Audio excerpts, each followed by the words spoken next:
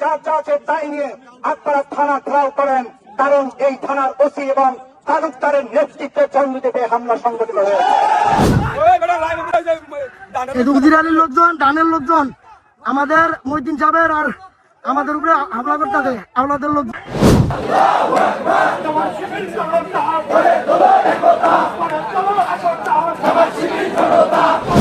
আইসি আমার কলার ধরলো, এইটা বিএনপি গাড়িটা জনপ্রিয়তা দেখে তার হুশ উড়ে গেছে। ওনরা আইসে সরাসরি বলতেছে ওদেরকে গুলি কর ওদেরকে, কই তো রাখে রাখুন। প্রথমেই দেখে মনে হচ্ছিল যুদ্ধের মহড়া চলছে। এবারের নির্বাচন ঘিরে অস্ত্রের মহড়া চলছে। কোনো মতেই থামাতে পারছে না প্রশাসন এই অস্ত্রের মহড়া। ইতোমধ্যে এক জামায়াত নেতাকে বলতে শোনা যাচ্ছে, আপনাদের যা কিছু আছে তাই নিয়েই প্রস্তুত থাকুন। প্রিয় দর্শক, নির্বাচন ঘিরে কি হচ্ছে এসব কিছুর বিস্তারিত জানতে চ্যানেলটি সাবস্ক্রাইব করে সম্পূর্ণ ভিডিওটি দেখতে থাকুন।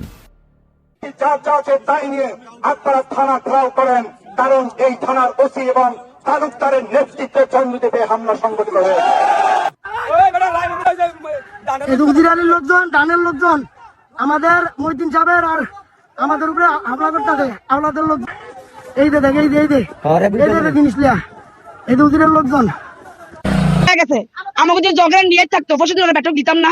আমরা বলছি ভোট চাওয়ার অধিকার সবারই আছে, ভোট চাওয়া যাক, যার যেন ভালো লাগে ভোট দিব। আমরা চাই শান্তিপূর্ণ ভাবে নির্বাচন হোক, যার ভাগ্যে যেটা আছে হইবই।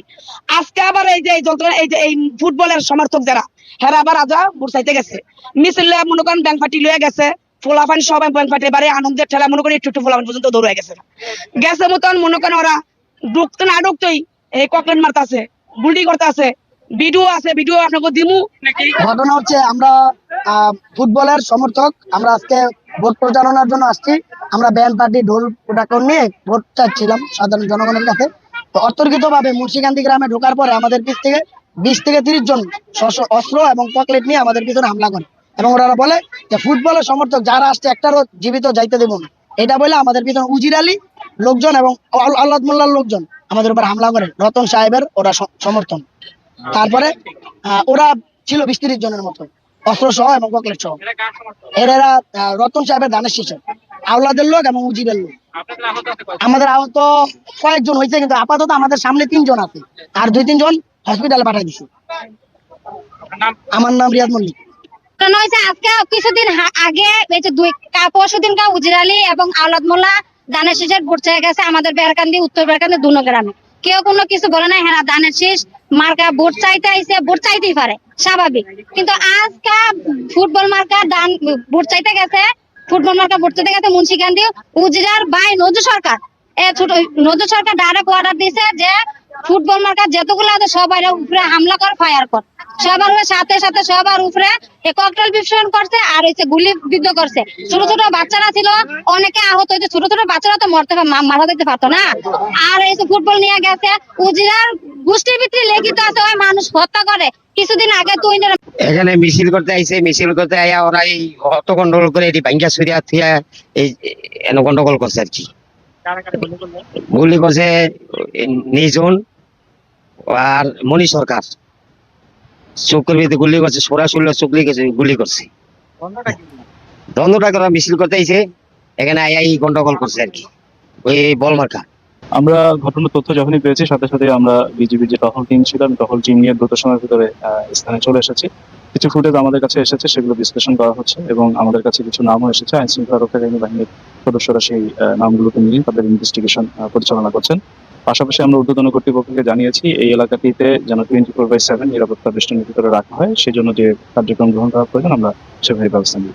কিছু নাম আমাদের কাছে এসেছে, সেই অনুযায়ী আমরা আইন শৃঙ্খলা রক্ষাকারী বাহিনী তৎপর আছেন, এবং আশা করছি যে দ্রুত সময় এই এলাকার ব্যবস্থা নেওয়া হবে। অবশ্যই অভিযান পরিচালনা করব, এবং যাতে এই আমরা যে ফুটেজের মাধ্যমে এদের নাম ঠিকানা সংগ্রহ করে এগুলো উদ্ধারের জন্য অবশ্যই তৎপরতা চালাবো এবং যৌথভাবে অভিযান পরিচালনা করবো। আমরা তো আরো স্বচক্ষে দেখি নাই, যা আপনারা দেখছেন ফুটেজের মাধ্যমে, এগুলো পুরোপুরি শনাক্ত করা যাচ্ছে না। তো আগ্নেয়াস্ত্রের ধরন দেখে মনে হচ্ছে দেশীয় তৈরি কোনো ফায়ার আর্মস হবে। এখন পর্যন্ত আমরা আটক করতে পারি নাই, অভিযান অব্যাহত আছে, আমরা আরো অভিযান পরিচালনা করি। আমরা জানি যে এই মুন্সিকান্দি গ্রাম, বাহের কান্দি গ্রাম এবং মহেশপুর গ্রাম, মূলত মোল্লাকান্দি ইউনিয়নটি বেশ চরাঞ্চল এবং দুর্গম। এখানে ঐতিহ্যগতভাবে বা বংশ পরম্পরায় তাদের মধ্যে বিরোধ চলমান, এক গ্রামের সাথে আরেক গ্রামে বিভিন্ন বিষয়ে। এই মূলত তাদের মতবিরোধের কারণেই সেটাকে কালার দিয়ে রাজনৈতিক ভাবে পরিচালনা করার চেষ্টা চলছে। শান্ত ক্ষেত হঠাৎ উত্তপ্ত, পিস্তল হাতে এগিয়ে আসছে মানুষ, চলছে হইচই। এক পর্যায়ে শুরু হয় তুমুল সংঘর্ষ, ছোড়া হয় গুলি। এভাবেই সংঘর্ষ চালায় বিএনপি প্রার্থী ও স্বতন্ত্র প্রার্থীর সমর্থকেরা। গুলিবিদ্ধ সহ আহত হন অন্তত 5 জন। শনিবার দুপুর 12টার দিকে মুন্সিগঞ্জ সদর উপজেলার মোল্লাকান্দি ইউনিয়নের মুন্সিকান্দি গ্রামে এই ঘটনা ঘটে। স্থানীয়রা জানান, স্বতন্ত্র প্রার্থীর সমর্থক জেলা বিএনপির সদস্য আতাউর রহমান মল্লিক ও বিএনপি প্রার্থীর সমর্থক সদর উপজেলা বিএনপির যুগ্ম সাধারণ সম্পাদক ওজির আলী এবং আওলাদ মোল্লার লোকজনের মধ্যে এ সংঘর্ষ হয়। তবে পুলিশ বলে ওই দুই পক্ষের মধ্যে আধিপত্য বিস্তার নিয়ে আগে থেকেই বিরোধ ছিল। বর্তমানে পরিস্থিতি স্বাভাবিক। এই আসনটিতে ফুটবল প্রতীক নিয়ে নির্বাচন করছেন বহিষ্কৃত জেলা বিএনপির সদস্য সচিব মোহাম্মদ মহিউদ্দিন। অন্যদিকে বিএনপির প্রার্থী দলের সমাজ কল্যাণ বিষয়ক সম্পাদক মোহাম্মদ কামরুজ্জামান। তার নির্বাচনী প্রচারণা কমিটির কর্মকর্তা মাহবুবুর রহমান খান বলেন, বিএনপি প্রার্থীর সমর্থকেরা তাদের সমর্থকদের ওপর হামলা চালিয়েছে। আর বিএনপির প্রার্থী কামরুজ্জামান বলেন, এখনো ওই এলাকায় তিনি প্রচারণায় যেতেই পারেননি। সংঘর্ষের ঘটনায় ভিডিও ফুটেজ দেখে সুষ্ঠু তদন্তের মাধ্যমে দোষীদের বিরুদ্ধে আইনি ব্যবস্থা নেওয়ার জন্য দাবি জানান তিনি।